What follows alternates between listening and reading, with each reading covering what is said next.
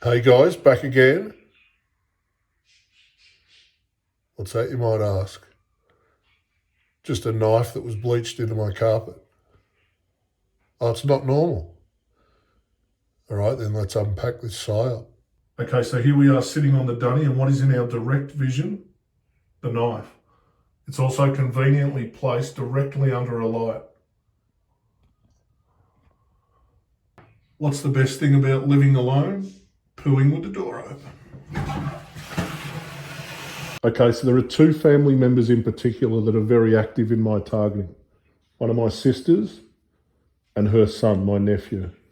I actually took out a restraining order against both of them. So very early in 2017, I get a call from this sister, and she says that my nephew's in a lot of trouble where he's staying, and could he possibly stay here? So I agree, and he moves in. I will add that I wasn't quite myself at this time. I was going through quite a lot. I wasn't as perceptive as I should be, you know. That they were playing with my emotions. I was very much up and down, mostly down. And I'd just been stood down after just shy of 10 years at a pretty good job. And they left me high and dry with my back. So I had an ongoing court case, and it was stressing me the hell out. And that was their, that they saw that as an opportunity to slip this Trojan horse in pre-targeting, you know. So one of the first things he did when he was here, he asked if he could clean the shower. Now the shower was already pretty clean. I thought it was weird, but I said, sure, go ahead. And that this stain is a result. This is how they got away with this stain appearing. Like I said, wasn't quite myself at the time and didn't really think anything of it.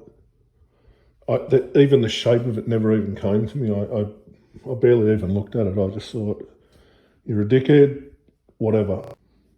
He was barely here a month, and he did what most perpetrators do, and that's stage a fight and leave.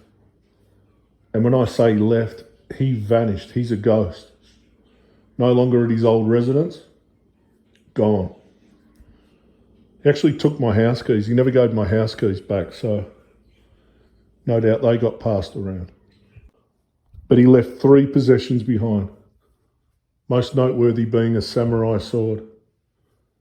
He also left a figure, a statue of a samurai, and a Bruce Lee box set. So out of all his possessions, he took everything. He actually cleaned out while I was out with my father.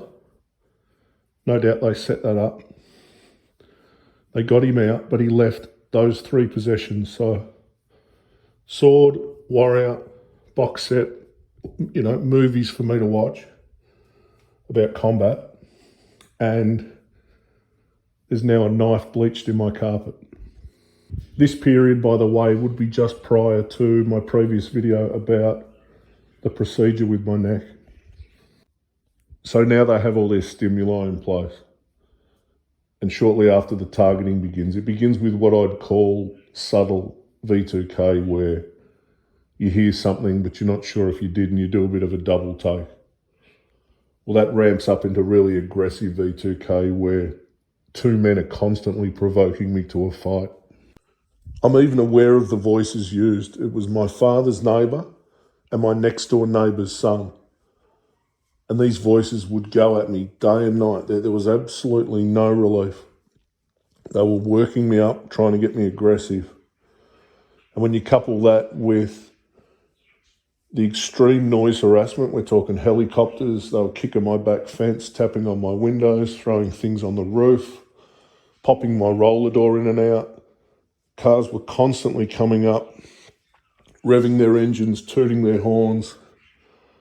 You had the neighbours always yelling, making as much noise as possible. I was extremely sleep deprived. So I'm fucking pissed, right? And I'm willing to do anything to stop this. So I start trying to hunt down the voices. These are voices I no longer hear, by the way. I don't have V2K now. I start reacting to every noise. I'm running out the front door. I'm lying in wait trying to catch them. I'm even leaving my front door open at night, welcoming them in. But of course, there's no one there. Well, this all escalates to the point where I grab the samurai sword and I'm monitoring my house from within 24/7. I'm looking out windows, I'm checking doors, I'm checking if they're locked. And it all becomes very paranoid, of course. But this Psy-Op had worked. It had done its intended job, you know. A short time later, police would plant a 12-inch knife under my car seat, which would be found during a high-speed pursuit that they claimed never happened. They fined me $1,000 and said that I had the knife due to paranoia. So police medically diagnosed me on the scene, which they can't do. Anyway, thinking that I got away with a high-speed pursuit, there's a video a ways back on my channel about that. I paid the fine. It now became fairly evident that they were both trying to build a profile and get me to act out. They, of course, took our guns, so blades were the chosen method. So I start thinking that I'm being set up. You know, I'm being set up for possibly a murder or something. And when I'm out and about, people are sort of subtly giving the nod to this. They're sort of slyly alluding without actually saying anything. But most of this is playing out in my head. The Psy-Op is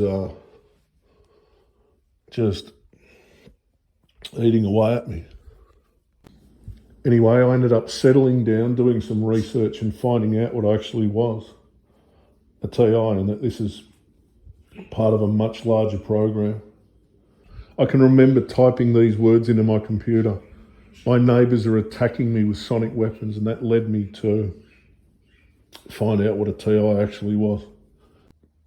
There you go. There's a little bit about one of the first Psy-Ops that they ran on me, and it all started with that little bleached knife stain in my carpet. Funnily enough, when I reconnected with one of my sisters some time back, she was desperate to get rid of that stain and colour it in, but I wouldn't have it. I said, leave it. She also made sure she got next to kin and then just left, never to be seen or heard from again. Anyway, I'm out of here. Until next time, take it easy.